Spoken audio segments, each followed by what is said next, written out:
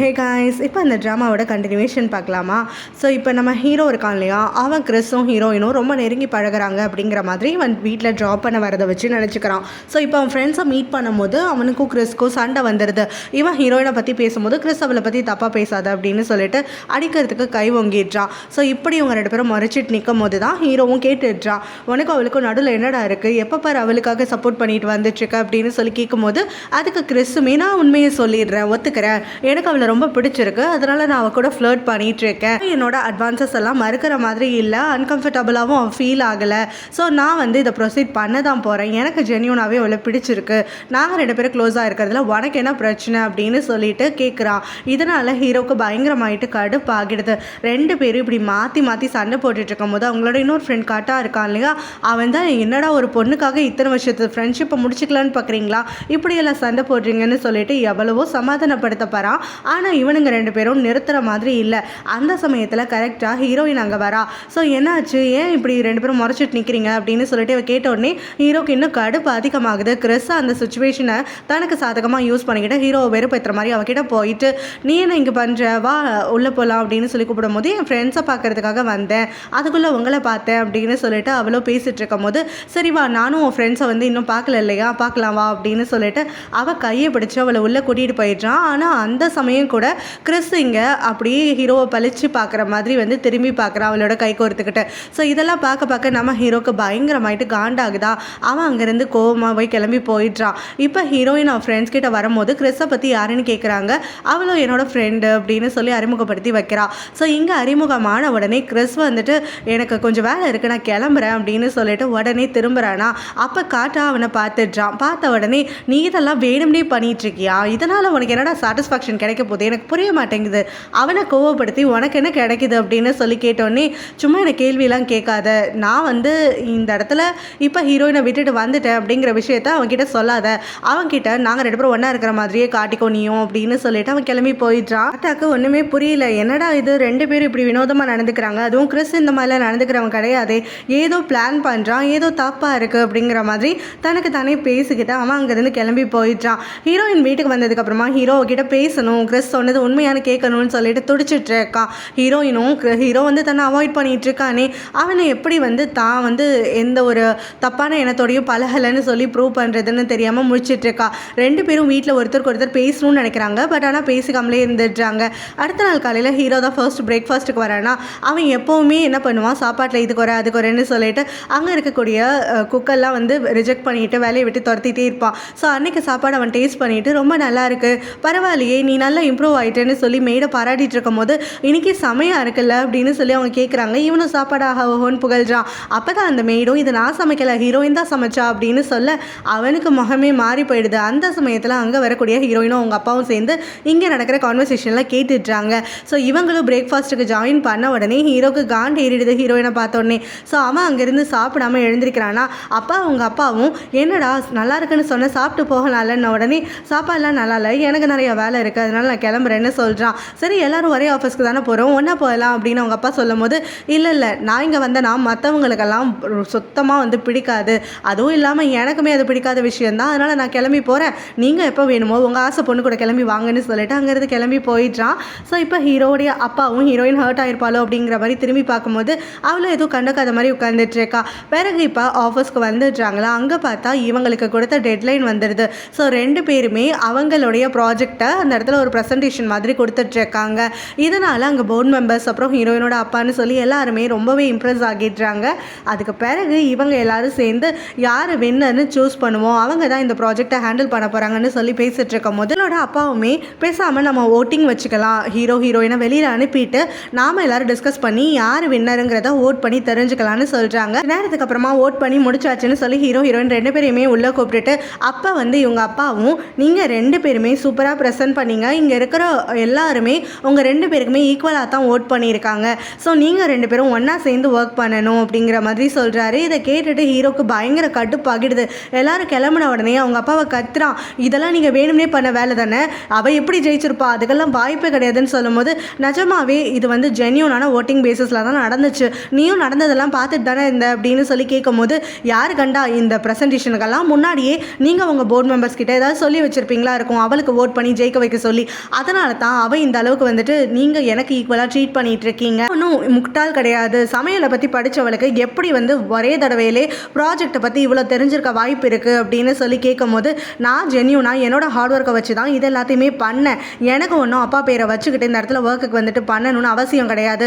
என்னோட ஹார்ட் ஒர்க்குக்கு பலனாக தான் நான் இன்றைக்கி வின் பண்ணியிருக்கேன். சரி, இவ்வளோ பேசுறியே, உனக்கு தான் இதில் அட்வான்டேஜ் இருந்துச்சு.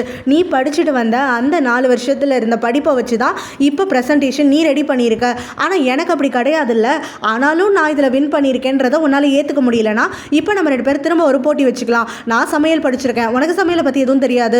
ஸோ நாம் 2 பேரும் சமையலில் போட்டிக்கப்பட்டு காப்போம். அப்போ நீ வந்து ஜெயிச்சு காட்டு, நானும் ஒத்துக்கிறேன் அப்படிங்கிற மாதிரி அவளுமே சொல்லிட்டு இருக்க ஹீரோ கடுப்பாகிட்டு அங்கேருந்து கிளம்பி போயிட்டான். அவங்க அப்பாவும் இது வந்து ஜென்யூனான ஓட்டிங் பேசிஸில் தான் நடந்திருக்கு, நான் எதுவுமே பண்ணலை, ஆனால் இவன் இப்படி நினைக்கிறானே அப்படிங்கிற மாதிரி வந்து கொஞ்சம் வந்து வருத்தமாகறாரு. அடுத்த நிமிஷம் ஹீரோயினை பார்த்த உடனே நீ இந்த அளவுக்கு வின் பண்ணுவ, எல்லாரும் இம்ப்ரெஸ் பண்ணுவேன் நினச்சி கூட பார்க்கலன்னு பயங்கரமாயிட்டு பாராட்டிட்டு இருக்காரு. பிறகு அவகிட்ட ஒரு வேலையை பற்றி அவர் டிஸ்கஸ் பண்ணிட்டு இருக்காரு. இதே ப்ராஜெக்டில் தான் அடுத்து என்னென்ன பண்ணணும்னு சொல்லிட்டு. அப்போ அவருக்கு கழுத்து வலிக்குது போல். ஸோ கழுத்தை வந்து இந்த பக்கம் அந்த பக்கம் திருப்பிக்கிட்டே இருக்கவும் இவ அதை பார்த்துட்டு, உங்களுக்கு ரொம்ப ஸ்ட்ரெயின் பண்ணிக்கிறீங்கன்னு நினைக்கிறேன், இருங்க நான் உங்களுக்கு கொஞ்ச நேரம் தோலெல்லாம் அழுத்தி விடுறேன்னு சொல்லிட்டு மசாஜ் பண்ணிட்டு நின்றுட்டு இருக்கா. அப்போ அங்கே ஹீரோவும் வரானா அவங்க அப்பா கிட்ட பேசணும்னு சொல்லிட்டு. ஸோ அந்த சமயம் அங்கே டோருக்கு அந்த சைடில் நடக்கிற இந்த விஷயம் வந்துட்டு இவனுக்கு ஷேடோயாக தெரியுது. ஸோ அதை பார்த்துட்டு இவன் தப்பாக நினச்சிக்கிறான், இவங்க 2 பேரும் வேறு ஏதோ பஞ்சாங்க அப்படிங்கிற மாதிரி. 2 பேரும் பேசி சிரிச்சுக்கிறதையும் அவங்க இருக்கக்கூடிய பொசிஷனையும் பார்க்க முடியாமல் இவன் உடனே ரூமை கதவை உடைக்காத குறையா உள்ளே வந்து பார்க்குறேன்னா பார்த்தா அவள் தோலை அழுத்தி விட்டுட்டு தான் இருந்துட்டுருக்கா. இதை பார்த்ததுக்கப்புறம் தான் அவனுக்கு புரியுது, தப்பாக புரிஞ்சுக்கிட்டோம் அப்படின்னு சொல்லிட்டு. ஸோ 2 பேரும் இவனை பார்த்த உடனே அப்படியே அமைதியாகிட ஹீரோடைய அப்பாவும் என்னடா ஆச்சு ஏதாவது வேணுமான்னு சொல்லி கேட்கும்போது அதெல்லாம் ஒன்றும் இல்லை அப்படின்னு சொல்லிட்டு அவனோட ரூமுக்கு வந்துடுறான். அவனுக்கு மனசில் வந்து ஹீரோயின் அவங்க அப்பா கூட தப்பாக பழகிறாளோ அப்படிங்கிற மாதிரி ஒரு எண்ணம் வந்து பதிஞ்சிடுது. ஸோ இப்போ வந்து அன்னைக்கு நைட்டு அவங்க அப்பா ஏதோ ஒரு மீட்டிங் இருக்குது, யாரையோ பார்க்க போகிறேன்னு சொல்லிட்டு கிளம்பிட்டு இருக்காரா. அப்போ ஹீரோயின் வந்துட்டு நான் உங்களை ரொம்ப மிஸ் பண்ணுவேன், கவனமாக வாங்க அப்படிங்கிற மாதிரியெல்லாம் அவரை ஹக் பண்ணிக்கிட்டு ரொம்பவே வந்து அஃபெக்ஷனேட்டாக பேசிகிட்டு இருக்கா. அவருமே வந்து பல வருஷத்துக்கு அப்புறம் தன்னோட பொண்ணு இந்த அளவுக்கு தங்கிட்ட பாசமாக நடந்துக்கிறதுனால ரொம்பவே சந்தோஷப்படுறாரு. ஒரு பக்கம் மனசில் வந்து ஏக்கமும் இருக்குது, ஹீரோ வந்து இதே மாதிரி தன் கூட வந்து க்ளோஸாக இருந்தானா இன்னும் நல்லா இருக்குமே அப்படிங்கிற மாதிரி நினச்சிட்டு இருக்காரு.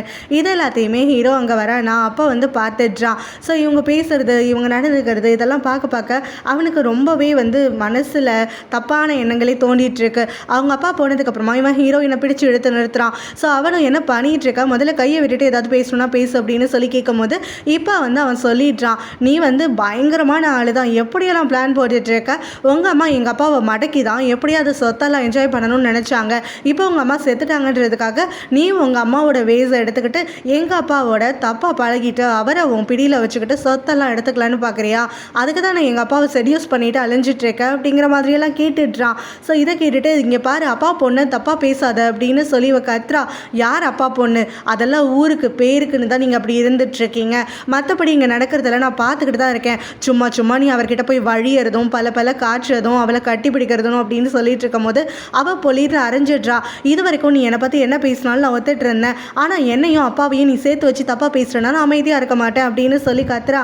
நான் பார்த்ததையும் இருக்கிறதையும் தானே சொல்கிறேன், அப்படி என்ன இல்லாததை சொல்லிட்டேன் அப்படின்னு சொல்லிட்டு இவன் கோவமாயிட்டு அவளை இழுத்து கிஸ் பண்ணிடுறான். இவன் வந்து அந்த பிடிச்சி தள்ளுறான், அவன் நகர்ற மாதிரி இல்லை. பிறகு வந்து அவள் அழுக ஆரம்பித்தோடனே இவன் விட்டுடுறானா. அவளும் அழுதுகிட்டே கேட்குறா, நான் வந்து எதுவுமே தப்பு பண்ணலை, நீ ஏன் என்னை எப்போ தான் வந்துட்டு நல்ல வகையில் பார்ப்ப, என் மேலே தப்பே இல்லாமல் என் கேரக்டரையே இப்படி வந்து அசிங்கப்படுத்துறியே, அப்பாவோட கேரக்டரையும் இந்த மாதிரி பேசுகிறியே அப்படின்னு சொல்லி கேட்டுட்டு இருக்கும் போது தான் கரெக்டாக அவங்க அப்பா அங்கே வந்துடுறாரு. ஸோ அப்போ ஹீரோவுமே சும்மா இந்த மாதிரி அழுதெல்லாம் நடிச்சிட்ருக்காத, உங்கள் அம்மாவை மாதிரியே நீயும் எங்கள் அப்பாவை செடியூஸ் பண்ணிட்டு தான் இருக்க, அவரோட ஸ்லீப் பண்ணி சொத்தெல்லாம் ஆக்கிரமிப்பு பண்ணுறதுக்கு தான் நினைக்கிறேன், உன் நடிப்பெல்லாம் நான் எங்கள் அப்பாவை மாதிரி ஏமாற மாட்டேன்னு சொல்கிறான். கரெக்டாக அவங்க அப்பா இதெல்லாம் கேட்டுட்டு என்ன பேச்சு பேசிகிட்டு இருக்க அப்படின்னு சொல்லி கத்துறாரு. இவனும் அப்படியே அந்த பக்கமாக திரும்புகிறானா, நான் இல்லாததை சொல்லலை, நீங்கள் 2 பேரும் எப்படி பழகிக்கிறீங்கன்னு எங்களுக்கு தெரியும் அப்படின்னு சொல்லிட்டு இவன் திரும்ப சொல்லவும் அவங்க அப்பாவும் இந்த மாதிரியெல்லாம் பேசிகிட்டு இருக்காது, அவள் என்னோட பொண்ணு அப்படின்ன உடனே என்ன பொண்ணு, இங்கே பையனை தேவையில்லை அவள் தான் முக்கியம்னு சொல்லிட்டு அவள் பின்னாடியே சுற்றிட்டு இருக்கீங்க, அவள் சொல்கிறது எல்லாத்துக்கும் மண்டை ஆட்டிகிட்டு இருக்கீங்க, இவ தான் பொண்ணு அவங்களுக்கு அப்படின்னு சொல்லி கொஸ்டின் பண்ணுறான். அவங்க அப்பா கோவத்தில் சொல்லிடுறாரு, இந்த மாதிரி இங்கே பாரு அவள் வந்து என்னுடைய அடாப்டட் டாட்டர் மட்டும் கிடையாது, எனக்கும் அவங்க அம்மாவுக்கும் உண்மையாக பிறந்த பொண்ணு அவள் தான், அவள் என்னோட ரத்தம், அதனால் அவளை என்னையும் தப்பாக பேசிடாதுன்னு. இதை கேட்டோன்னே ஹீரோயின் 2 பேரும் ஷாக் ஆகிடுறாங்க. அப்போ வந்து இவர் ஏதோ ப்ராங்க் பண்ணுறாரு அப்படிங்கிற மாதிரி ஹீரோவும் பார்க்க, சத்தியமாக நான் சொல்கிறேன் இத்தனை வருஷமாக நான் மறைச்சி வச்சிருந்த உண்மை இதுதான். அவன் என்னோட பொண்ணு, என்னோட ரத்தம். உங்கள் அம்மா வயிற்றில் இருக்கும் போது தான் இவளும் உண்டானா. ஸோ 2 பேருமே அட் அ டயத்தில் ப்ரெக்னெண்ட்டாக இருந்தீங்க. நான் 2 பேரையுமே கேர் பண்ணிக்கணும்னு தான் பார்த்தேன். ஆரம்பத்துலேருந்தே நான் இவளோட அம்மாவை தான் விரும்பிட்டு இருந்தேன். உங்கள் அம்மாவை நான் கல்யாணம் பண்ணிக்க வேண்டிய சுச்சுவேஷன் அமைஞ்சிருச்சு. உங்கள் அம்மா மேலே எனக்கு எந்த ஒரு காதலும் அதனால தான் இல்லாமல் இருந்துச்சு. நான் வந்து இவ உண்டாயிருக்கான்னு தெரிஞ்சதுக்கப்புறமா 2 பேரையுமே பார்த்துக்கணுன்னு தான் நினச்சேன். ஆனால் ஹீரோயினோட அம்மா தான் எனக்கு வந்து சூஸ் பண்ணியே ஆகணும்னு சொல்லி என்னை கட்டாயப்படுத்தினாங்க. நான் உங்கள் அம்மா கூட தான் இருக்கணும், ஒன்றை தான் பார்த்துக்கணும், அப்படி இல்லாமல் நான் அவங்க பின்னாடி வந்தேன், அவங்கள சூஸ் பண்ணேன்னா அவங்க தன்னை கொன்னிடுவேன்னு சொன்னாங்க. அந்த கட்டாயத்தின் பேரில் தான் அவங்களுக்கு எதுவும் ஆகிடக்கூடாதுன்னு இத்தனை வருஷமாக நான் உன் கூடயும் உங்கள் அம்மா கூடயும் இருந்துட்டுருக்கேன். அது மட்டும் இல்லாமல் அவளையும் அவங்க அம்மாவையும் இப்போ வரைக்கும் நான் நேசிச்சுட்டு தான் இருக்கேன். அதனால தான் 2 பேரையும் இத்தனை வருஷமாக நான் ஆள் வச்சு கண்காணிச்சுக்கிட்டே இருந்தேன் அப்படின்ற மாதிரி எல்லாத்தையுமே போட்டு உடச்சிடுறாரு. இந்த 20 வருஷமும் நான் நரக வேதனையில் துடித்தேன். என் மனசில் இருக்க விஷயத்தை யார்கிட்டையும் சொல்ல முடியாமல் வெளியில் இந்த விஷயத்த சொன்னால் நீ ஹர்ட் ஆகிடுவ, என் பையன் ஹர்ட் ஆகிடக்கூடாது, என் பையனுக்கு இந்த விஷயம் தெரியவே கூடாதுன்னு நினச்சேன். ஸோ இவளை அடாப்ட் பண்ணிக்கிட்டால் அது நீ உன் தங்கச்சியாக ஏற்றுப்ப, நாம் 3 பேரும் நல்ல ஒரு ஃபேமிலியாக லிவ் பண்ணலான்னு நினச்சேன். ஆனால் நீ இப்போ தப்பாக புரிஞ்சுக்கிட்டு பேசுவேன்னு நான் நினச்சி கூட பார்க்கல அப்படின்லாம் சொல்லிட்டு அவனை திரும்ப வந்து சமாதானப்படுத்த வராரு. என் பொண்ணை ஹர்ட் பண்ணி உன்னை நான் சந்தோஷமாக தாண்டா வச்சுருந்தேன், எனக்கு நீனா அவ்வளோ பிடிக்கும்டா அப்படிங்கிற மாதிரி அவர் சொல்கிறாரு. ஆனால் ஹீரோ வந்து அழுதுகிட்டே அங்கேருந்து கிளம்பி போயிடுறான். ஹீரோயினும் வந்து அந்த இடத்துல ஷாக்லேயே நின்றுட்டுருக்கா. அவங்க அப்பா திரும்ப இப்போ இவகிட்ட பேச வராரு. நான் உங்ககிட்ட சொன்னதெல்லாம் உண்மைதாமா, ஆனால் அதுக்கு முன்னாடி மறைக்காமல் உங்ககிட்ட உண்மையெல்லாம் சொல்லிடுறேன், பிறகு நீ சொல்கிறதெல்லாம் சொல்லிக்கலாம் அப்படிங்கிற மாதிரி சொல்கிறாரு. ஆனால் ஹீரோயினும் எனக்கு கொஞ்சம் நேரம் டைம் வேணும், என்னால் இப்போதைக்கு அவங்க கூட பேச முடியாது அப்படின்னு சொல்லிட்டு அவளும் கிளம்பி போயிடுறான். ரூமுக்கு வந்த உடனே அவன் திங்ஸ் எல்லாம் போட்டு பயங்கரமாயிட்டு உடச்சிட்டு இருக்கான். இப்போ அவனுக்கு திரும்ப காதில் கேட்டுகிட்டே இருக்கு, அவனோட சொந்த தங்கச்சி அப்படின்னு சொன்னது. இவனால் அவங்க அப்பா சீட் பண்ணிட்டாருங்கிறத விட அவனோட தங்கச்சியாக ஹீரோயினை வந்து பார்க்க முடியல. அவன் உண்மையாகவே இவளை லவ் பண்ணிட்டு இருக்கான்ல, அவகிட்ட அது காட்டிக்கலனாலும் இப்போ வரைக்கும் அவனுக்கு மனசில் அந்த ஏக்கம் இருந்துட்டுருக்க போல, அந்த ஃபீலிங்ஸ் அவனை விட்டு போகலை போல. ஆனால் இப்போ வந்து தன்னோட தங்கச்சியை தான் லவ் பண்ணிட்டேங்கிற விஷயத்தினால ரொம்பவே பிரேக் ஆகிடுறான். இங்கே ஹீரோயின் பார்த்தோன்னா அடுத்த நாள் காலையில் அவங்க அம்மா சமாதிக்கு முன்னாடி உட்காந்துக்கிட்டு நீங்கள் ஏன் இத்தனை வருஷம் மறைச்சிங்கன்றது என்னால் ஓரளவுக்கு புரிஞ்சிக்க முடியுதுமா, நீங்கள் கஷ்டப்பட்டாலும் பரவாயில்லைன்னு அந்த ஃபேமிலி நல்லா இருக்கணும்னு பார்த்துருக்கீங்க, ஆனால் என்கிட்ட ஒரு வார்த்தை சொல்லியிருக்கலாம்ல அப்படின்னு சொல்லி அழுதுட்டுருக்கா. அப்போ அவங்க அப்பா அங்கே வந்துட்டு என்ன நடந்துச்சுன்னு எல்லாத்தையும் சொல்கிறாரு. அதாவது இவர் வந்து ஆரம்பத்துலேருந்து இவங்களை தான் உண்மையாக லவ் பண்ணியிருப்பார். பட் ஆனால் இவங்களுக்கு நடுவில் வந்து அந்த கல்யாணம் நடக்காமல் ஹீரோவுடைய அம்மாவை இவர் கல்யாணம் பண்ணிக்கிற மாதிரி ஒரு சுச்சுவேஷன் அமைஞ்சிருச்சுனும் அந்த கட்டாயத்தின் பேரில் தான் இவர் கல்யாணம் பண்ணியிருப்பார். பட் கல்யாணம் ஆனாலுமே இவர் திரும்ப ஹீரோயினோட அம்மா கிட்ட தான் வந்துட்டுருப்பார். ஆரம்பத்தில் அவங்க வந்து உங்களுக்கு கல்யாணம் ஆயிடுச்சு, நீங்கள் அங்கே தான் போகணும்னு சொல்லிட்டு இருந்திருப்பாங்க.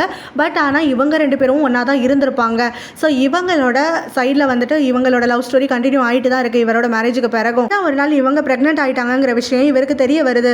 ஸோ அதே சமயத்தில் தான் ஹீரோட அம்மாவும் அங்கே ப்ரெக்னென்ட்டாக இருக்காங்கிறதும் இவங்களுக்கு தெரியும். ஸோ இப்போ வந்து இவங்க சொல்கிறாங்க, இப்போ இவ்வளோ தூரம் விஷயம் ஆனதுக்கப்புறமா நீங்கள் யாராவது ஒருத்தரை சூஸ் பண்ணி தான் ஆகணும்னு சொல்லிட்டு இவர் வந்து என்னால் அப்படியெல்லாம் பண்ண முடியாது, அவளை பற்றி எனக்கு கவலை கிடையாது, ஆனால் அவள் வயிற்றில் இருக்க குழந்தைக்கு நான் தான் பொறுப்பு இல்லையா, அதே மாதிரி தான் என்னோட காதல் எல்லாமே உன் மேலே தான் இருந்துகிட்ருக்கு, நீ தான் எனக்கு முக்கியம் அப்படின்லாம் சொல்லிட்டு இந்த பக்கம் அந்த பக்கம்னு எல்லா பக்கமுமே இவர் டைம் ஸ்பெண்ட் பண்ணிகிட்டு இருக்காரு. ஸோ அப்படி இருக்கும்போது ஒரு நாள் இவங்க வந்துட்டு இன்னைக்கு தான் லாஸ்ட் மொமெண்ட், இதுக்கு மேலே வந்து என்னால் பொறுமையாக இருக்க முடியாது, நீங்கள் 2 பேரில் ஒருத்தரை சூஸ் பண்ணி தான் ஆகணும், அதுலேயும் அவங்கள தான் சூஸ் பண்ணி ஆகணும், என்ன அப்படியே விட்டுடுங்க, நான் என் பொண்ணையும் பார்த்துப்பேன், என்னோட குழந்தைய நானே பார்த்துட்டு வளர்த்துப்பேன், நீங்கள் முறைப்படி உங்களோட தாலிக்கட்ட பொண்டாட்டியை தான் நீங்கள் பார்த்துக்கணும், அவங்க 2 பேரையும் நடு ரோட்டில் விட்டுறாதீங்க, நம்மளோட காதல் என்ன தான் வந்து நம்மளுக்குள்ள உண்மையான காதல் இருந்தாலும் இது வந்து தவறான ஒரு உறவு தான், ஏன்னா கல்யாணத்துக்கு அப்புறம் இதை வந்து தொடரக்கூடாது இல்லையா, இப்போ நீங்கள் சூஸ் பண்ண வேண்டியது அவங்களா தான் இருக்கணும், மாறி நீங்கள் என்ன சூஸ் பண்ணிங்கன்னா என்ன நானே அழிச்சுப்பேன், நானும் குழந்தையும் செத்துருவோம் அப்படின்னு சொல்லி மிரட்டியிருப்பாங்க. அதனால தான் இவரும் பயந்துக்கிட்டு அவங்க எங்கே இருந்தாலும் நல்லா இருக்கட்டும்னு விட்டுட்டு வந்திருப்பாரு. ஆனாலும் இந்த 20 வருஷமாக அவர் அவங்க மேலே கண்காணிச்சுட்டே தான் இருப்பார். அந்த அசிஸ்டண்ட்டை வச்சு அவங்கள வந்து ஃபாலோ பண்ணிக்கிட்டு அவங்களோட ஒரு மூமெண்ட்ஸையும் தெரிஞ்சுக்கிட்டு தான் இருப்பார். இது எல்லாத்தையுமே இப்போ ஹீரோயின் கிட்ட எக்ஸ்பிளைன் பண்ணிகிட்டு இருக்க ஹீரோயினும் அவரோட லவ்வை புரிஞ்சுக்கிறான். ஸோ அதுக்கப்புறமா இவளும் வந்துட்டு அவரை அப்பாவாக ஏற்றுக்கிட்டதாலாம் சொல்லி பேசிகிட்டு இருக்கா. இங்கே ஹீரோ பார்த்தோன்னா அவங்க அம்மாவோடைய சமாதிக்கு வந்திருக்கான். அங்கே வந்து அழுதுகிட்டே பேசிகிட்டு இருக்கான். உங்களுக்கு அவர் சும்மா வந்துட்டு லவ் பண்ணாமலாம் இல்லைம்மா, உங்களுக்கு பெரிய துரோகம் பண்ணியிருக்காரு, இருக்கும் போதே வேற ஒரு பொம்பளையோடையும் அவர் வந்து வாழ்க்கை நடத்தியிருக்காரு, அவருக்குன்னு ஒரு குழந்தையும் வந்து பெற்று வச்சுட்டு இத்தனை வருஷமாக அவளை வேற பார்த்துட்டு பாசமாயிட்டு வளர்த்துட்டு இருக்காரு. இந்த விஷயத்தில் நீங்கள் சொன்னது கரெக்டு தாம்மா, நீங்கள் சாகிற வரைக்கும் அவர் உங்களை திரும்பி கூட பார்க்கல, அவர் என்னையும் அப்படிதாம்மா, இப்போ வந்து அவளுக்கு தான் முக்கியத்துவம் கொடுத்துட்ருக்காருன்ற மாதிரி ரொம்ப எமோஷனல் ஆகிட்டு பேசிகிட்டு இருக்கா. ஆஃபீஸில் பார்த்தா கிறிஸ் வந்து ஹீரோயினுக்காகவும் அவங்க அப்பாக்காகவும் சமைச்சு கொண்டு வந்திருக்கேன்னு சொல்லிட்டான். ஸோ 3 பேரும் உட்காந்து சாப்பிட்றதுக்காக ஆரம்பிக்கிறாங்க. அந்த சமயத்தில் இங்கே கிறிஸ் வந்து ஹீரோயிங்க அப்படின்னு சொல்லிட்டு கேட்குறான்.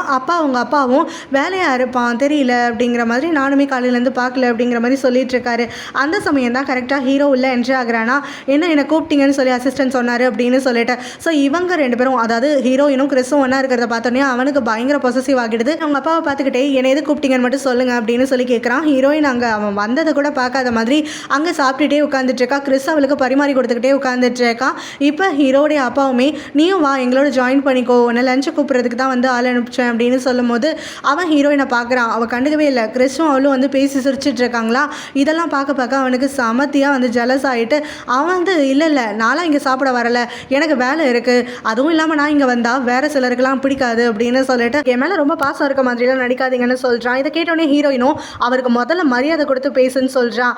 நான் உன்கிட்ட பேசுனேன்னா இல்லை வாயை முடிக்கிட்டு உன் வேலையை மட்டும் பாரு அப்படின்னு சொல்லி கத்திட்டு இவன் வெளியில் வந்துடுறான். அதுக்கப்புறமா அசிஸ்டன்ட் கிட்ட தனியாக பேசுகிறான். இந்த மாதிரி எங்கள் அப்பா நிஜமாவே 20 வருஷமாக என்னையும் அம்மாவையும் வந்து உங்களை வச்சு தான் பார்த்துக்கிட்டாரா அப்படின்னு சொல்லி கேட்கும்போது ஆமாம் அப்படின்னு சொல்கிறாரு. ஸோ இவர் ஒரு குட்டி ஃப்ளாஷ்பேக் சொல்கிறாரு. என்னுடைய அப்பா இங்கே எனக்கு முன்னாடி பாஸ் கிட்ட அவர் தான் ஒர்க் பண்ணிகிட்டு இருந்தார். என்னோட படிப்பு செலவு, அப்பாவோட வைத்திய செலவுன்னு எல்லாமே பாஸ் தான் பார்த்துக்கிட்டாரு. பாஸ் வந்து ரொம்ப நல்ல மனுஷனாக இருந்தார். அப்பா ரொம்ப நாளாக வந்து கிரிட்டிக்கலி இல்லா இருந்துட்டு இருந்தார். ஸோ அவருக்கான ஹாஸ்பிட்டல் ட்ரீட்மெண்ட் எல்லாமே பாஸ் பார்த்துட்டு இருக்கும் போது தான் நான் காலேஜ் முடித்தேன். அப்போ தான் என்னோட அப்பா என்கிட்ட வந்து பேசினார். ஸோ இந்த அளவுக்கு நம்ம ஃபேமிலிக்காகவும் உனக்காகவும் பண்ணிகிட்ருக்காரு இல்லையா, எனக்கு ஏதாவது ஆகி நான் இறந்து போனதுக்கப்புறமா அவர் தான் உனக்கு கார்டியன் மாதிரி இருந்து உன்னை வழி நடத்துவார். ஸோ என்னோட வேலையை நீ எடுத்துக்கணும், அவருக்கு அசிஸ்டண்ட்டாக நீ ஒர்க் பண்ணணும், அவருக்கு ரொம்ப லாயலாக இருக்கணும். அது மட்டும் இல்லாமல் நான் உன்கிட்ட 2 விஷயங்கள் கேட்டுக்கிறேன், அதை நீ எனக்கு கண்டிப்பாக வந்துட்டு என்ன ஆனாலும் சரி அதை மீற மாட்டேன்னு சொல்லி வாக்கு கொடுன்னு சொல்லி என்கிட்ட ப்ராமிஸும் வாங்கினார். அது என்ன விஷயம்னா, ஒன் வந்துட்டு ஹீரோயினையும் அவங்க அம்மாவையும் எந்த ஒரு கேள்வியும் கேட்காம அவங்கள வந்து ஃபாலோ பண்ணிக்கிட்டு அவங்கள பற்றின அப்டேட்ஸ் எல்லாம் ஹீரோடைய அப்பா கிட்ட கொடுத்துட்ருக்கணும்னு. இன்னொரு விஷயம், ஹீரோ வந்து யாருமே இல்லாமல் அன்பு பாசத்துக்காக ஏங்கிட்டு இருக்கக்கூடியவன். அவனுக்கு அப்பா அம்மா 2 பேர்கிட்டையும் அன்பு வந்து கிடைச்சது கிடையாது. ஸோ அவனை வந்து உன்னோட சொந்த தம்பி ஆகிட்டு நினச்சி அவனை கேர் பண்ணி நல்ல வகையில் கைட் பண்ணுன்னு சொல்லி கேட்டிருப்பாரு. இது எல்லாத்தையுமே இப்போ ஹீரோயின் கிட்ட சொல்கிறான். சில விஷயங்களில் தப்பு பண்ணியிருக்கலாம், எடுத்தவங்க கவுத்தோன்னு வந்து நிறைய முடிவுகள் எடுத்திருக்கலாம். பட் இப்போ அவர் எல்லாத்தையுமே சரி பண்ண தான் பார்க்குறாரு. ஜென்யூனாக அவர் ஒன்னையும் சரி ஹீரோவையும் சரி விரும்பிட்டு தான் இருக்காரு அப்படின்லாம் சொல்லும் போது அதெல்லாம் எனக்கு புரியுது. ஆனால் இப்போ எங்கள் எல்லாரையும் விட அதிகமாக வந்துட்டு ஒரு வேதனையில் இருக்கிறது அப்பா மட்டும்தான் இல்லையா. இத்தனை வருஷம் மனசுக்குள்ளேயே வச்சு கஷ்டப்பட்டார். இப்போ அந்த விஷயம் வெளியில் வந்ததுக்கப்புறமும் கஷ்டப்பட்டுட்டு இருக்காரு. ஸோ அவருக்கு வந்து என்னதான் நான் கிடைச்சாலும் அவரை ஹீரோ வரலங்கிற அந்த ஒரு ஏக்கம் இருக்கும்ல அப்படின்னு சொல்லும் போது அது உண்மைதானே அவரு சொல்லிட்டு இருக்காரு. இப்போ ஹீரோ பார்த்தோன்னா கிறிஸையும் அவளையும் பார்த்தது வேற மனசில் ஏற்றுக்க முடியல. இன்னொரு பக்கம் அவளை தங்கச்சின்னு வேற சொல்லிட்டாங்களேன்ட்டு பயங்கரமாயிட்டு ட்ரிங்க் பண்ணிகிட்டே இருக்கான். காட்டாதான் கூட இருக்கானா, அவனை தடுத்து நிறுத்திட்டு இருக்கான். இவன் கேட்கவே மாட்டேன்னு கத்திட்டு குடிச்சிட்டு இருக்கான். அப்போ அங்கே கிறிஸும் சாயாவும் வராங்க. சாயா அவனை தடுத்து நிறுத்தின உடனே இவன் சாயாவை திட்டி விட்டுடுறான். இதனால் கிறிஸ் சண்டைக்கு வந்துடுறான். உனக்கு ஏதாவது கோவம்னா அதெல்லாம் யார்கிட்ட காட்டணுமோ அவங்க கிட்ட காட்டு, தேவையில்லாமல் சாயாவை வந்துட்டு இந்த மாதிரி ட்ரீட் பண்ணாத அப்படின்னு சொல்லி கிறிஸ் கத்தும் போது சாயாவும் நீ அமைதியாரு, அவன் கோவத்தில் ஏதோ பேசிட்டு இருக்கான், அதெல்லாம் வந்து எனக்கு இப்போ எரிசு கிடையாது, அதுவும் இல்லாமல் கோவத்தை வந்து நெருங்கினவங்க கிட்ட தான் காட்ட முடியும்னு சாயா அப்போவுமே ஹீரோக்காக தான் சப்போர்ட் பண்ணிகிட்டு இருக்கான். நீ தப்பாக பண்ணிகிட்டு இருக்கேன்னு சொல்லிட்டு கிறிஸ் வந்து அவனை அடிக்கிறதுக்காக வரும்போது சாயா வந்து தடுத்து நிறுத்திடுறாங்க. பாரு அவன் என்ன தானே சொல்கிறான், உனக்கு என்ன சும்மா இரு நீ அப்படின்னு சொல்லி அவனுக்கு திட்டி விட்டுடுறா. இங்கே இவனை திரும்ப ட்ரிங்க் பண்ணுறதை நிறுத்தலான்னு பார்க்குறாங்க. பட் ஆனால் இவன் அடங்காமல் பயங்கரமாயிட்டு ட்ரிங்க் பண்ணிகிட்டே இருந்துட்டு இருக்கான். இதுக்கும் மேலே இவனை பார்க்க மட்டும்தான் செய்யலாம், இல்லைனா இவன் கோவத்துக்கு ஆளாகும்னு சொல்லி பக்கத்துலேயே சாயா உட்காந்து பார்த்துட்டு இருக்கா. அந்த சமயத்தில் தான் ஹீரோயின் அங்கே வரா. கோவமாயிட்டு அவங்ககிட்ட இருந்து கிளாஸை பிடுங்கி எரிஞ்சிடுறா. ஸோ இந்த மாதிரி ட்ரிங்க் பண்ணிகிட்டே இருந்தால் எல்லாம் சரியாயிடுமா, மரியாதையை வீட்டுக்கு வா, அப்பா கிட்ட வந்து பேசு அப்படின்னு சொல்லி கூப்பிடுறா. அப்பா அவனும் உன் வேலையை பார்த்துட்டு போன்னு சொல்லி கத்துறான். அவளும் நீ வராமனங்கிறது கிளம்ப மாட்டேன், நான் உன்கிட்ட மனசு விட்டு சில விஷயங்கள் பேசணும், நீ உண்மையை ஏற்றுக்கிட்டு தான் ஆகணும், நீ இப்படி குடிக்கிறதுனால உண்மை இல்லைன்னு ஆகிடாதுன்னு சொன்ன உடனே எந்த உண்மை உனக்கு சௌரியமாக இருந்தோடனே அந்த உண்மையெல்லாம் நீ ஏற்றுக்க தான் செய்வேன், ஆனால் என்னால் அப்படியெல்லாம் ஏற்றுக்க முடியாது அப்படின்னு சொல்கிறான். என்ன உண்மை என்ன பேசுகிறீங்கன்னு அந்த ஃப்ரெண்ட்ஸ் எல்லாம் ஒன்றும் புரியாமல் முடிச்சுட்டு இருக்கும் போது அப்போ வந்து ஹீரோவும் சொல்லிடுறான், இவன் என்னோட சொந்த தங்கச்சி, ஆமா என்னோட ரத்தமா எங்கள் அப்பா சொன்னார், அதை செலிப்ரேட் பண்ணுறதுக்காக தான் இப்போ நான் குடிச்சிட்ருக்கேன், என்னை யாரும் தடுத்து நிறுத்தாதீங்க, நான் அவ்வளோ சந்தோஷமாக இருக்கேன் அப்படின்னு சொல்ல அங்கே சுற்றி இருக்கவங்க எல்லாருமே பயங்கரமாயிட்டு ஷாக் ஆகிடுறாங்க. ஹீரோயினும் என்னடா இது உண்மையை இப்படி போட்டு உடச்சிட்டானே அப்படிங்கிற மாதிரி முழிச்சிட்டு இருக்கா. அப்போ சாயாவுமே இங்கே நிஜமாவா அப்படிங்கிற மாதிரி வந்து கேட்க கிறிஸ்க்கு மட்டும் ஒரு பக்கம் சந்தோஷமாயிட்டுருக்கு. அவன் மட்டும் லைட்டாக ஸ்மைல் பண்ணிட்டு நிற்கிறான். இந்த விஷயத்தை கேட்டதுக்கப்புறமா இங்கே ஹீரோவும் உனக்கும் எனக்கும் பேசுகிறதுக்கு எதுவுமே கிடையாது, ஸோ இங்கேருந்து கிளம்பு அப்படின்னு சொல்கிறான். அப்போ வந்து ஹீரோ இனிமேல் நான் பேசாமல் இங்கேருந்து கிளம்ப மாட்டேன்னு உடனே இப்போ என்ன உனக்கு தான் சௌரியமாக போச்சு இல்லை, சொத்தில் நல்லா பங்கு கிடைக்கும், நீ ஆசைப்பட்ட மாதிரியே நல்லா லக்ஸூரியஸாக வாழலாம், எங்கள் அப்பாவும் என்கிட்ட பிடிங்கிட்டல அப்படின்னு சொல்லும் போது இங்கே பாரு நான் இப்போயும் திரும்ப திரும்ப அதான் சொல்லிகிட்ருக்கேன், நான் இங்கே வந்து எப்படினாலும் கிளம்பிடுவேன், இந்த சொத்து இந்த பணம் எதுவுமே எனக்கு தேவையில்லை, அப்பாவோட பாசம் மட்டும் எனக்கு போதும் அப்படிங்கிற மாதிரி பேசும்போது ஆயா வந்து பேசுகிறா. எப்படி 4 வருஷத்துக்கு முன்னாடி அவனை ஏமாத்தினீங்க அதே மாதிரியே திரும்ப திரும்ப அவனை ஏமாற்றிட்டே உட்காந்துருக்கலான்னு பார்த்தியா, நிஜத்தில் நீ வந்து கொஞ்சமாவது சென்ஸ் இருந்திருந்தா இந்த இடத்துல இருந்து அவனை கஷ்டப்படுத்தாமல் எப்பயும் நீ இங்கேருந்து கிளம்பி போயிருப்ப அப்படின்னு சொன்ன உடனே ஹீரோயினும் நாங்கள் 2 பேரும் எங்கள் குடும்ப விஷயத்தை பேசுகிறோம், நீ எதுக்கு நடுவில் வர, ஸ்ட்ரேஞ்சர்ஸ் எல்லாம் நடுவில் வர தேவையில்ல அப்படின்னு சொல்லிடுறா. இதனால் சாயாக்கு வந்து கடுப்பாக்கிட்டு நான் ஸ்ட்ரேஞ்சரா அப்படின்னு சொல்லி கேட்கும்போது அங்கேருந்து கிறிஸ் அவளை தரன்னு இழுத்துட்டு போயிடுறான். காத்தாவும் ஹீரோயினோட ஃப்ரெண்டை வந்து தனியாக இழுத்துட்டு போயிடுறா. அவங்க 2 பேரும் தனியாக பேசிக்கிட்டோம் அப்படின்னு சொல்லிட்டு. ஸோ எல்லாரும் போனதுக்கப்புறமா ஹீரோயின் வந்துட்டு திரும்ப ஹீரோ கிட்ட நீ வீட்டுக்கு வா நம்ம இதனாலும் பேசிக்கலாம் அப்படின்னு சொல்லும் போது அப்போ ஹீரோவுமே நீ எந்த தைரியத்தில் இங்கே வந்து கூப்பிட்டு இருக்க எனக்கு புரிய மாட்டேங்குது, மரியாதை இங்கேருந்து கிளம்பிடு இல்லைனா நீ என்கிட்ட கஷ்டப்பட்டு தான் போவ அப்படின்னு சொல்கிறான். இவளும் என்ன ஆனாலும் சரி நான் இங்கேருந்து கிளம்ப மாட்டேன், நீ என் கூட வந்து பேசி தான் தீரணும், நீ இதை புரிஞ்சுக்கிட்டு ஏற்றுக்க தான் செய்யணும், நான் ஏற்றுக்கலையா மனசாரை எனக்கு வந்து இந்த விஷயம் உன் கூட சேர்ந்து தான் தெரிஞ்சுது, எனக்கு மட்டும் முன்னாடியே தெரியலையா, ஸோ 20 வருஷமாக உன்னை விட நான் தான் வேதனை அனுபவிச்சிருக்கேன், நீ நல்லா அப்பா கூட சந்தோஷமாக தான் இருந்த, ஆனால் அப்பாங்கிற ஒருத்தர் இல்லையேன்னு சொல்லிட்டு நான் 20 வருஷம் வாழ்க்கையில் அவ்வளோ வந்து சஃபர் ஆகியிருக்கேன், நியாயப்படி நான் தான் கோவப்படணும், ஆனால் எல்லாத்தையும் என்ஜாய் பண்ணிவிட்டு நீ தான் கோவப்பட்டுருக்க, நீ இதில் கோவப்படுறதுக்கு லாஜிக்கே இல்லைன்ன உடனே எப்படி சரி எல்லாரும் ஒன்றை மாதிரியே இருப்பாங்களா, ஒன்றை மாதிரி லாபம் கிடைக்கிறதுனால நீ வந்து இப்போ வாய மூடிட்டு இருக்க, இப்போ சொத்து உனக்கு கிடச்சிருச்சுங்கிற லாபத்தில் தானே வந்து இதை நீ ஈஸியாக ஏற்றுக்கிட்டு இருக்க, ஆனால் நான் எல்லாத்தையும் இழந்துட்டுருக்கனே அப்போ எனக்கு வந்துட்டு அந்த கவலை இருக்காதா, ஒன்றை மாதிரி நானும் எல்லாத்தையும் ஏற்றுக்கிட்டு பல்ல காட்டிட்டு அவர்கிட்ட போய் பேசணுமா, எங்கள் அம்மாவுக்கு அவர் துரோகம் பண்ணியிருக்காரு அப்படின்லாம் சொல்லும் போது கொஞ்சமாவது எமோஷன்ஸோட இருந்து நீ யோசிக்காமல் கொஞ்சமாவது லாஜிக்கலாக யோசிக்க பார்ப்பியா, இந்த விஷயம் நீ என்ன சொன்னாலும் மாறாது அப்படின்ன உடனே என்னால் இதெல்லாம் ஏற்றுக்க முடியாது, நீ பேசினதெல்லாம் போதும் மரியாதை இங்கேருந்து கிளம்பு இல்லைனா நீ வந்து என்னால் கஷ்டப்பட்டு தான் போவேன் அப்படின்ன உடனே நான் இங்கேருந்து கிளம்ப மாட்டேன், நீ என் கூட வந்து தான் ஆகணும்னு சொல்லிட்டு வீம்புக்கு நிற்கிறாளா. இவனுக்கு கோவமாயிட்டு டேபிளில் இருக்க எல்லாத்தையும் பிடிச்சி தள்ளுறான், கிளாஸு அது இதுன்னு எல்லாம் பறக்கும் போது லைட்டாக ஒரு கிளாஸ் வந்து அவள் கையில் போயிட்டு குத்திடுது. இதனால் இவ வந்துட்டு கத்துறா. இங்கே இருக்க இந்த நொறுக்கிற சவுண்டும் கேட்டுட்டு எல்லா ஃப்ரெண்ட்ஸும் அங்கே ஓடி வந்துடுறாங்க. அது இங்கேருந்து கிளம்புவியா இல்லை இன்னும் வேணுமா அப்படின்னு சொல்லிட்டு இவன் கேட்டுட்டு இருக்கும் போது நீ என்ன சொன்னாலும் சரி இந்த இடத்த விட்டு நான் நகரவே மாட்டேன் அப்படின்னு இவன் சொல்கிறான். சரி இங்கே நீயே நின்றுக்கோ நான் கிளம்புறேன் அப்படின்னு சொல்லிட்டு ஹீரோ கோவமாயிட்டு அங்கேருந்து கிளம்பி போயிடுறான். அதுக்கப்புறம் தான் ஹீரோயின் வந்து கையை பிடிச்சிட்டு இருந்தோடனே அங்கே கிறிஸும் அவளோட ஃப்ரெண்டும் பார்க்குறாங்க. அது ஒரு சின்ன காயம்தான், ஆனால் அதுக்கு ஓவராக இவங்க பில்டப் கொடுத்துட்டு தான் இருக்காங்க. கொஞ்சம் வந்து காமெடியாக தான் இருக்குது. ஸோ இப்போ கிறிஸும் இவ்வளோ பெருசு அடிபட்டுருச்சா இரு நான் உனக்கு ஃபர்ஸ்ட் எய்ட் கொடுக்குறேன் அப்படின்னு சொல்லிட்டு போக சாயாக்கு இன்னும் கடுப்பாகிடுது. அத்தனோடு தானே அடிபட்டுருக்கு, நீ எதுக்கு இப்படி வந்து தொங்கிட்டு இருக்கேன்னு சொல்லி கேட்கும்போது நீ கம்மன் இருச்சாயா திரும்ப திரும்ப வந்து யாரையும் ஹர்ட் பண்ணாத அப்படின்னு சொல்லிட்டு உட்காந்துருக்கும் போது அங்கே ஹீரோயின் வந்துட்டு அப்படியே அப்செட் ஆகிட்டு உட்காந்துட்டு இருக்காளா. சாயா உடனே அவகிட்ட போயிட்டு ஃபேமிலின்னு பெருசாக பீத்திக்கிட்டு அலைஞ்சிட்டு இருக்கியே, ஃபேமிலியாக இருக்கக்கூடிய நீயும் உங்கள் அப்பாவும் சேர்ந்து தான் இங்கே ஹீரோவை கஷ்டப்படுத்திட்டு இருக்கீங்க, அவனை உயிரோட சாகடிச்சிட்டு இருக்கீங்க, ஆனால் ஸ்ட்ரேஞ்சர் இருக்கக்கூடிய நான் ஒரு முறை கூட அவனை ஹர்ட் பண்ணது கிடையாது. ஸோ என்ன ஸ்ட்ரேஞ்சர்னு சொல்ல ஒன்றை ஃபேமிலின்னு சொல்கிறது தான் இந்த இடத்துல ரொம்ப கேவலமான விஷயம்.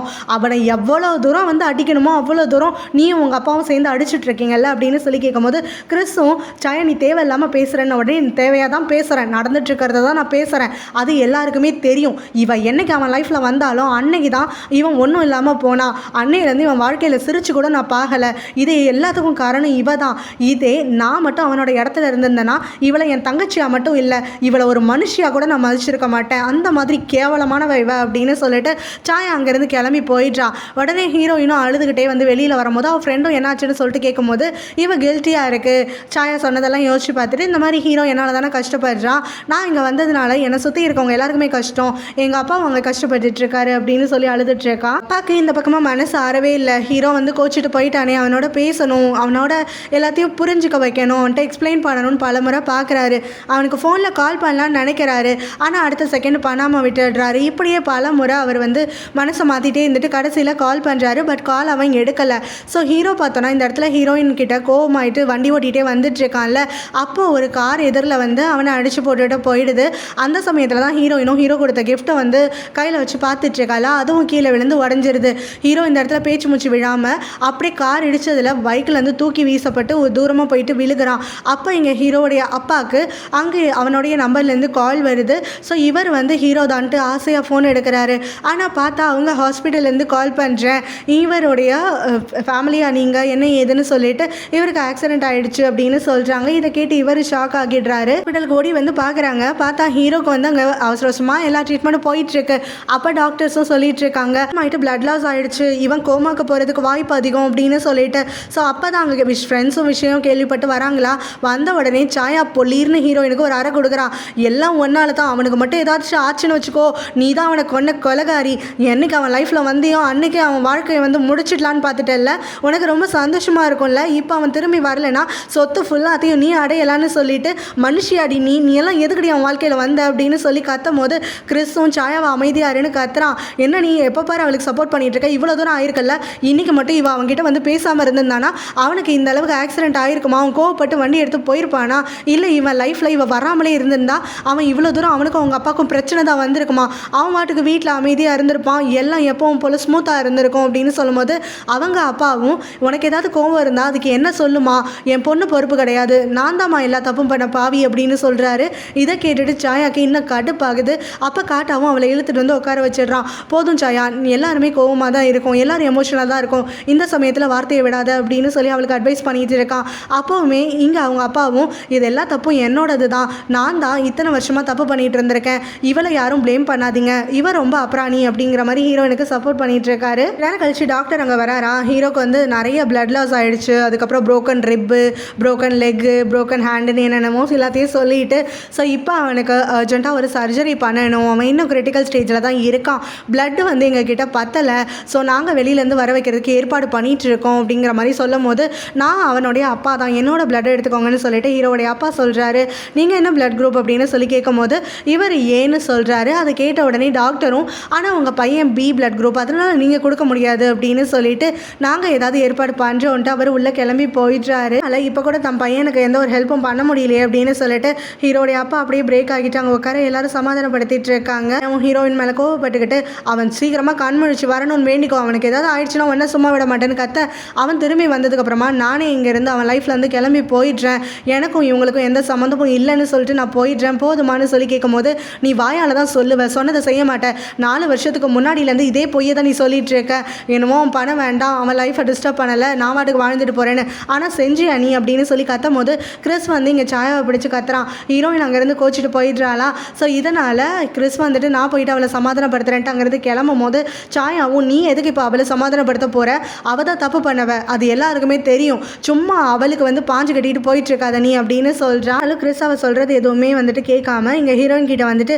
நீ கில்ட்டியாலாம் ஃபீல் பண்ணாத, சாயா சொல்கிற மாதிரி ஹீரோ இப்படி இருக்க நிலைமைக்கு நீ எல்லாம் காரணம் கிடையாது, அது வெறும் ஆக்சிடென்ட் தான் அப்படின்னோடனே அதெல்லாம் எனக்கு தெரியும், இருந்தாலும் நான் அவன் லைஃப்பில் வராமலே இருந்திருக்கலாம் அப்படின்ட்டு உட்காந்து அழுதுட்டு இருக்கா. டாக்டரும் வெளியில் வந்துட்டு சர்ஜரி நல்லபடியாக முடிஞ்சிடுச்சு, ஆனாலும் அவன் இன்னும் கிரிட்டிக்கல் ஸ்டேட்டில் தான் இருக்கான், அவனை நாங்கள் கொஞ்ச நாள் மானிட்டர் பண்ணி ஆகணும், ப்ளஸ் அவன் எப்போ கண்வழிப்பான்னு தெரியாது அப்படிங்கிற மாதிரி சொல்லிடுறாங்க. ஸோ இதை கேட்டுட்டு ஹீரோயின் அவங்க அப்பான்னு எல்லாருமே பெருமூச்சு விடுறாங்க. ஹீரோ வந்து ஓரளவுக்கு நல்லா இருக்கான், அவன் உயிருக்கு ஆபத்து இல்லை அப்படிங்கிற மாதிரி. ஸோ அப்போ தான் வந்து ஹீரோயினும் அந்த இடத்துல ஃபேஸ் வாஷ் பண்ணலான்னு சொல்லிட்டு ரெஸ்ட் ரூமுக்கு வராளா. அப்போ ஃபேஸ் வாஷ் பண்ணிட்டு இருக்கையில் அங்கே வரக்கூடிய சாயாவும் அவளோட கழுத்தை பிடிச்சி அவளை அப்படியே தண்ணிக்குள்ளே முக்கி எடுக்கிறான். ஹீரோயின் அந்த இடத்துல போராடிட்டு இருக்கும் போது சாயா விடுற மாதிரி இல்லை. ஹீரோவும் இப்படி தானே இங்கே வாழ்வோட எல்லைக்கு போயிட்டு வந்திருக்கான், சாவுக்கோட விளிம்புக்கு வந்து பார்த்துட்டு அவன் எவ்வளோ வேதனையில் இருப்பான், அந்த வேதனையை நீயும் அனுபவிக்கணும், நீயும் இப்போ சாவோட எல்லைக்கு போயிட்டு வா அப்படின்னு சொல்லிட்டு அவளை தண்ணிக்குள்ளே முக்கி எடுத்துட்டு இருக்கா. கடைசியில் அவளை வெளியில் விட்டுட்டு இந்த இப்போ அவனுக்கு சர்ஜரி முடிஞ்சிடுச்சு, அவன் கண் விழிச்சிருவான்னு சொல்லிட்டு ரொம்ப சந்தோஷப்பட்டுட்டு இருக்காத, அவனோட உயிருக்கு ஏதாவது ஆபத்து இல்லை அவன் சோகமாயிட்டு இருக்கான் அப்படின்னா நான் அவனை சும்மா விட மாட்டேன், அவனுக்காக நான் எந்த எல்லைக்கு வேணாலும் போவேன், அவனை ப்ரொடெக்ட் பண்ணுறது உன்னை கொன்னா தான் நடக்கும்னா அதையும் நான் யோசிச்சு கூட பார்க்க மாட்டேன், உன்னை கொன்னுட்டு அவனை ப்ரொடெக்ட் பண்ணுவேன் அப்படின்னு சொல்லிட்டு இனிமேவாது கவனமாயிரு, அவன் லைஃப்பில் வந்துடாத அப்படின்னு காத்திட்டு அங்கேருந்து கிளம்பி போயிடுறான். அப்பா வீட்டுக்கு வந்துட்டு அப்படியே அப்செட் ஆகிட்டு உட்கார்றாரா, என்ன பண்ணுறதுனே தெரியல, அவரோட பையனை எப்படி கொண்டு வரது, அவங்ககிட்ட எப்படி பேசி புரிய வைக்கிறதுன்ட்டு.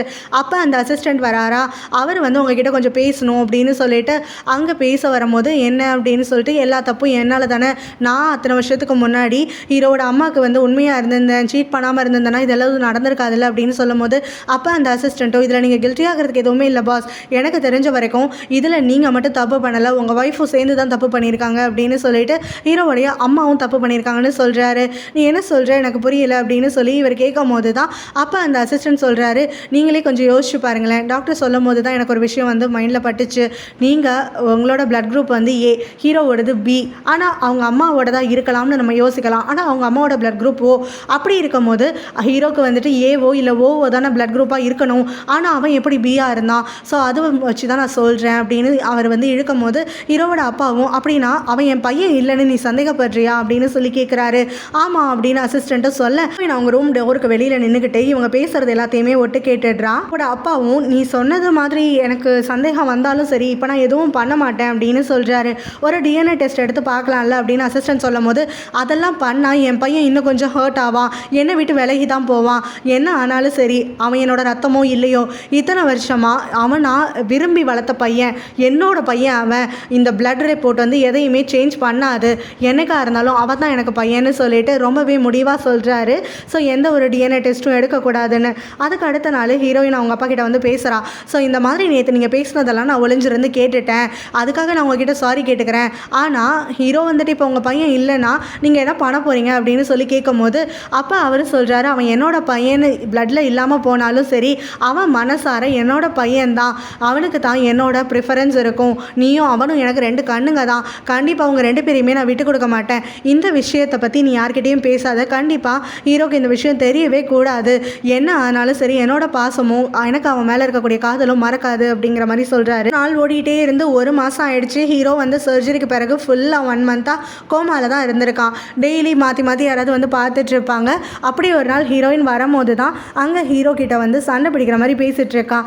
இந்த இடத்துல வந்து நீ ஸ்லீப் பண்ணிகிட்டு இருக்கல்ல, உனக்கு வந்து எப்படி இருக்குன்னு தெரியல, ஆனால் எனக்கு ரொம்ப சந்தோஷமாக இருக்குது, என்ன வந்து அதிகாரம் பண்ணுறதுக்கு என்கிட்ட சண்டை போடுறதுக்கு நாள் இல்லை, கம்பெனி வீடுன்னு எல்லா இடத்துலையும் என்னோட ராஜ்யம் தான் கொடி கட்டி பறந்துட்டுருக்கு, நீ சொல்லுவல்ல நான் உன் சொத்தை வந்து எடுத்துக்கக்கூடாது, உன் அப்பாவை எடுத்துக்கக்கூடாதுன்னு, ஆனால் இப்போ நீங்கள் வந்து படுத்துட்ருக்கனால எனக்கு எல்லாமே கிடச்சிருச்சு, உன்னோட சொத்தை நான் நல்லா என்ஜாய் பண்ணிகிட்ருக்கேன், அப்பாவுக்கு என் மேலே பாசம் அதிகமாகிற மாதிரி வேலைகள்லாம் நான் செஞ்சுட்டு இருக்கேன், ஸோ நீ இப்படியே படுத்துக்கிட்டே இருக்கிறது தான் எனக்கு நல்லது, தப்பி தவறி கூட நீ எழுந்து வந்துடாத, அப்போ தான் என்னால் சந்தோஷமாக இருக்க முடியும் அப்படின்னு சொல்லிட்டு இருக்கான்.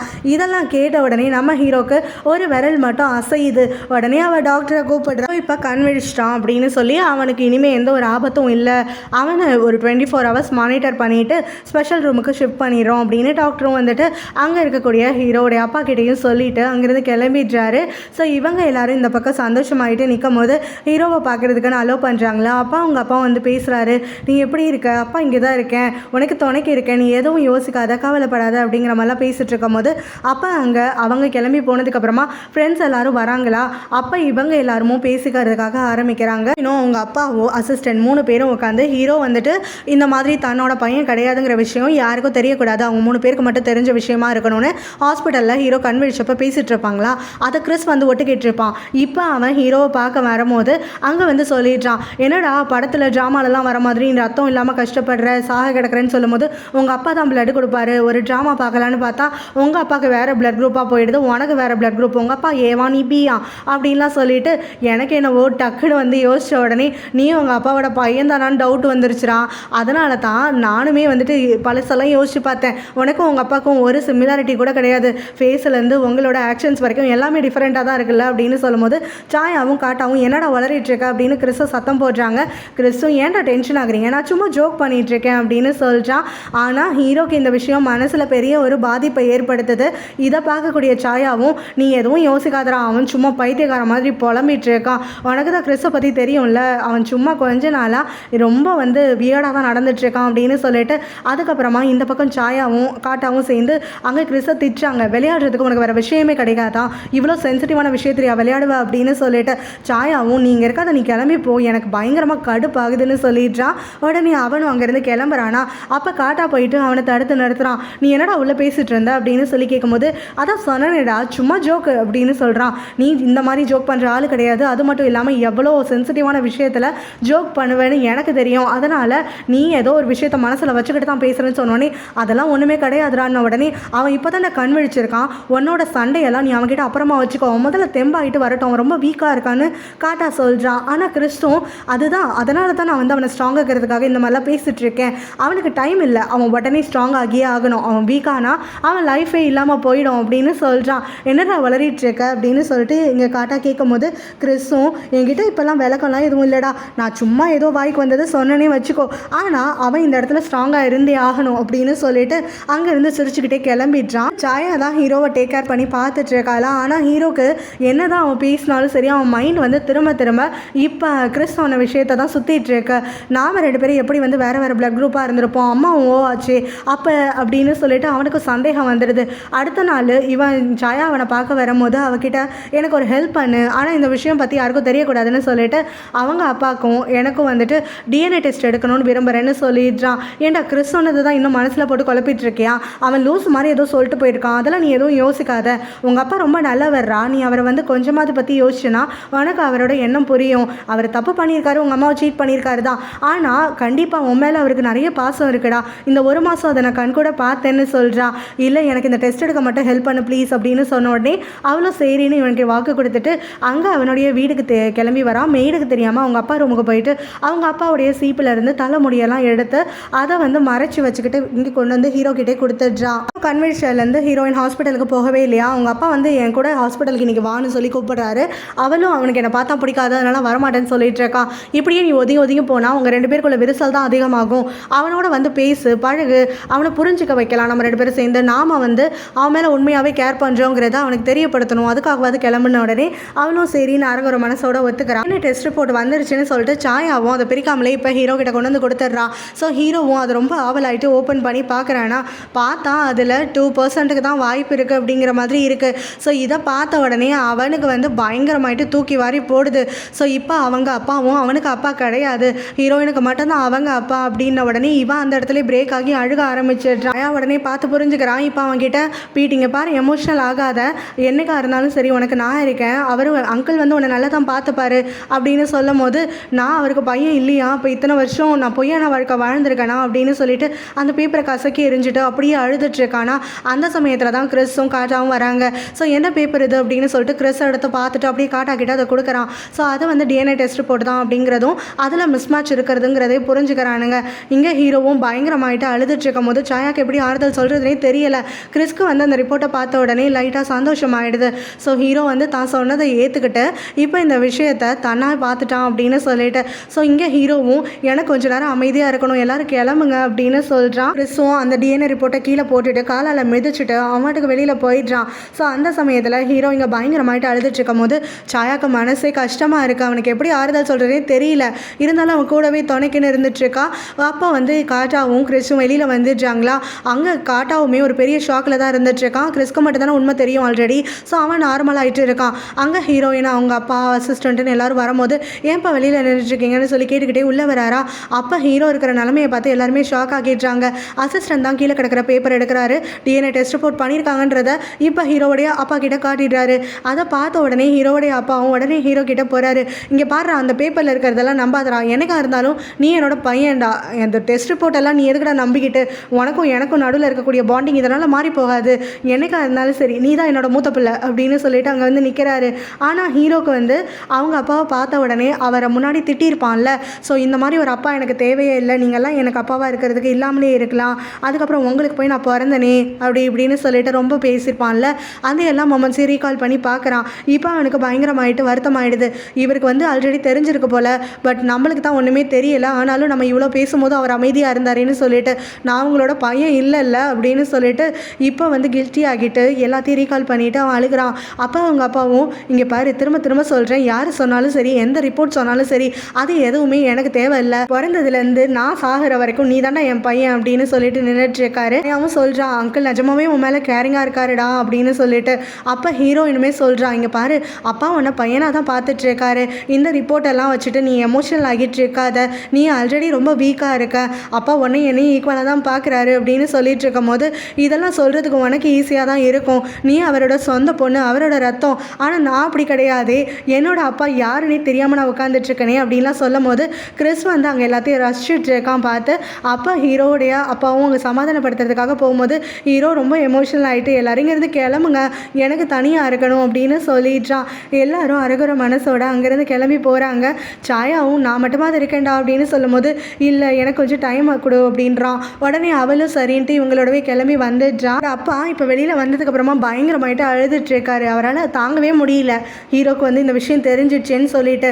ஸோ இப்போ ஹீரோயினும் அவருக்கு ஆறுதல்னு சொல்லிட்டு வந்து நிற்கும் போது அவரும் எனக்கு ஒன்றும் இல்லைம்மா, அவன் தான் பாவம் முழுசாக உடஞ்சி போயிட்டான், அவனை எப்படி தேத்துறதுன்னு கூட எனக்கு தெரியல, இந்த விஷயம் தெரிஞ்சா இப்படி ஆவான்னு எனக்கு தெரியும், இப்போ அவனை எப்படி நான் திரும்ப இந்த டிப்ரெஷன்லேருந்து மீட்டு கொண்டு வரது, என் பையனை நான் எப்படிம்மா சேவ் பண்ணுவேன், எனக்கு அதுதான் கஷ்டமாக இருக்குது, நம்மளாம் கஷ்டப்படுறதே இவன் தான் அப்படின்னு சொல்லிட்டு அழுதுட்ருக்காரு.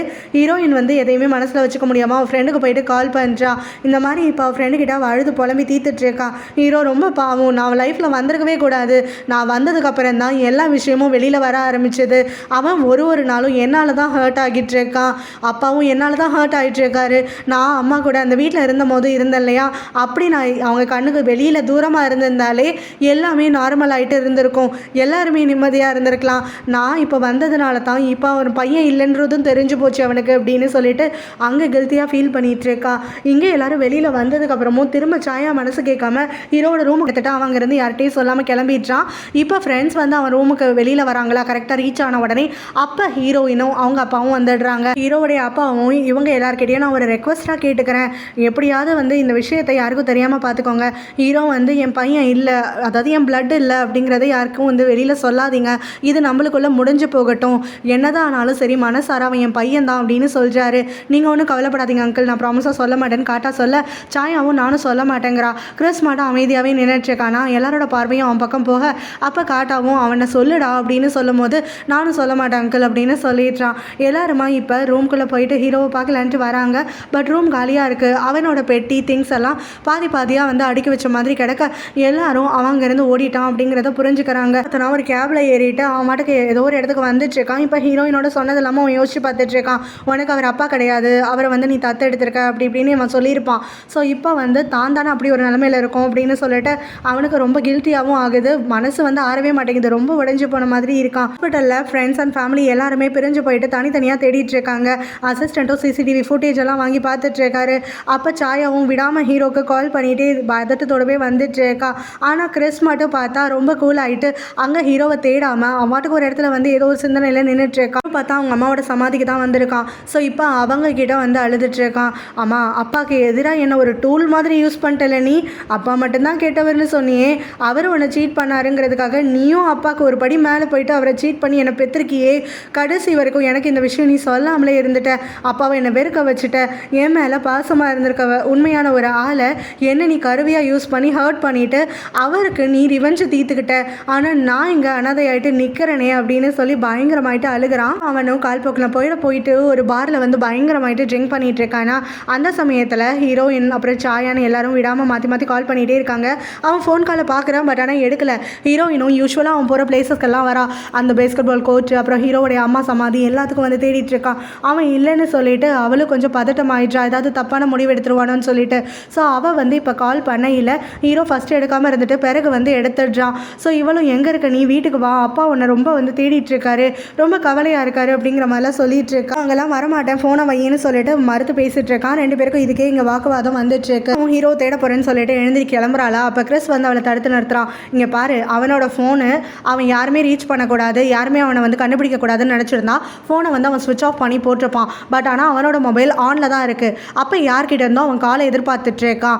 நீ பலமுறை கால் பண்ணி அவன் எடுக்கலை அப்படின்னா அவன் எதிர்பார்க்கக்கூடிய நபர் நீ கிடையாது, அது வேற ஒருத்தி, உனக்கு புரியுதா புரியலையா அப்படின்னு சொல்லி கேட்குறான். அதையே வேற ஒருத்தின்னு சொல்கிற, அவங்க அப்பாவோட காலுக்காக அவன் வெயிட் பண்ணலாம், இல்லைனா காட்டாவோட கால் இல்லை என்னோட காலுக்காக கூட வெயிட் பண்ணலாம் இல்லையா அப்படின்னு சொல்லும் போது உனக்கு சத்தியமாக புரியலையா, இல்லை புரியாத மாதிரி நடிக்கிறியா, அவன் உன்னோட காலுக்காக வெயிட் பண்ணிட்டு இருந்தா நீ தடவை ஃபோன் போட்ட போய் எடுத்திருப்பான், எடுக்காமல் உன்னை இப்படி இக்னோர் பண்ணிட்டு இருக்க மாட்டான், அவன் வேற ஒருத்தியோட காலுக்காக தான் அந்த இடத்துல காத்துட்டு இருக்கான், நீ எதுக்காக அவனுக்கு இவ்வளோ கவலைப்பட்டு இருக்கேன்னு உடனே நீ தேவையில்லாமல் பேசிட்டு இருக்க, இது எதையும் நான் வந்து காது கொடுத்து கூட கேட்கறதுக்கு ஏற்றுக்கிறதுக்கு தயாராக இல்லை, அவன் நிஜமாவே வந்துட்டு கேர் பண்ணிக்கிறதுக்கான ஒரே ஆள் நான் தான் இருந்துட்டு இருக்கேன், அவன் என்ன யோசிக்கிறாங்கிறத நீயா அசியம் பண்ணிக்கிட்டு என்கிட்ட பேசி சும்மா என் மனசை வந்து மாற்றலான்னு பார்க்காத, எனக்கு அவன் மேலே இருக்கக்கூடிய அன்பையும் காதலையும் யாராலையும் மாற்ற முடியாது, அவன் கண்டிப்பாக ஒரு நாள் புரிஞ்சுப்பான், அது வரைக்கும் நான் அவன் கூட தான் இருப்பேன் அப்படின்னு கிறிஸை இவ திட்டிட்டு அங்கேருந்து கிளம்பி போயிடுறான். நல்லா குடிச்சிட்டு அதுக்கப்புறமா அந்த பார்லேருந்து கிளம்புறானா, அப்போ எதில் வர ஒரு ஆள் மேலே இடிச்சிடுறான் போல்.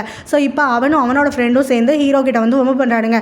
இடிச்சிட்டு நீ வாட்டுக்கு மாடு மாதிரி போயிட்டுருக்கா, சாரி கேட்க மாட்டியா அப்படின்னு சொல்லிட்டு ஹீரோ வந்து ஆல்ரெடி எமோஷ்னலாகவும் குடிச்சிட்டு இருக்கிறதுனால அவனுமே வந்து இவனுங்களை கண்டுக்காமலே நின்றுட்டுருக்கானா. அதனால் இவன் சிரிக்கிறத பார்த்துட்டு அவனுங்க பயங்கரமாயிட்டு கோவமாகி எங்களையே வெறுப்பேத்துறியா, நக்கல் பண்ணுறியான்னு சொல்லிட்டு பயங்கரமாக ஏறி மிதின்னு அவனை போட்டு மிதிச்சு அடிச்சு எடுத்துடுறானுங்க. ஹீரோக்கு வந்து அவங்கள தடுக்கிறதுக்கு கூட தெம்பு இல்லாமல் பயங்கரமாக அடி வாங்கி கீழே விழுந்து சுருண்டு கிடக்கிறான். இவனுங்க முடிஞ்ச வரைக்கும் அடிச்சுட்டு பிறகு வந்து அங்கேருந்து கிளம்பி போயிடுறாங்க. ஹீரோயின் இப்போ ஹீரோ கிட்ட கால் பேசிகிட்டு இருக்கும் போது அவன் கட் பண்ணுறதுக்கு முன்னாடி அந்த பாரோடைய பேர் வேறு யாரோ பேசுகிறத கேட்டிருப்பா. ஸோ இப்போ அதனால் அவள் அந்த இடத்துக்கு கரெக்டாக தேடி கண்டுபிடிச்சி வந்துடுறா. இங்கே கரெக்டாக ஹீரோ வந்து விழுந்து கிடக்கிறத நிறைய பேர் ஃபோட்டோ வீடியோலாம் எடுக்க ஆரம்பிச்சிடுறாங்க.